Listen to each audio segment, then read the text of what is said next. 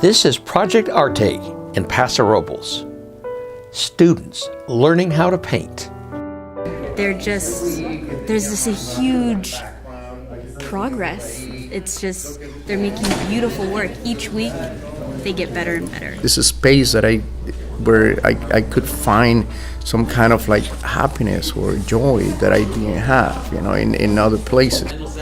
It is a class sponsored by the San Luis Obispo Museum of Art, connecting a community to creativity. And now we're progressing into bigger things, art for social change, art activism, a way that you can not only just learn how to paint a portrait, but paint a portrait about someone or something that you want to advocate for or send a message. This is the state border, and this is me in here, and I'm knocking it down, the state border. They are learning new skills as a community. In the process, they are learning about themselves and what they can do. We talked to people that were like 10 years old to almost 70 years old today, and they actually all have different views of art. They have different views of what they've been doing here, their strategies for creating new projects. Juana Gonzalez is a grandmother, and for her, becoming an artist was an awakening, making something and expressing yourself by painting for the first time. Muy interesante, me gusta mucho. Por primera vez estoy tratando de hacer. Giselle Jimenez makes art that belongs to her. I believe, that art is inside people because, art is whatever a person wants it to be, and art isn't what others think that art is. It's more like of what you want it to be. We wanted to teach them about collaboration, and together you can make one beautiful piece. Collaboration on a project. A painting by Diego Rivera was divided into pieces, gridded off, with each student given a section to copy.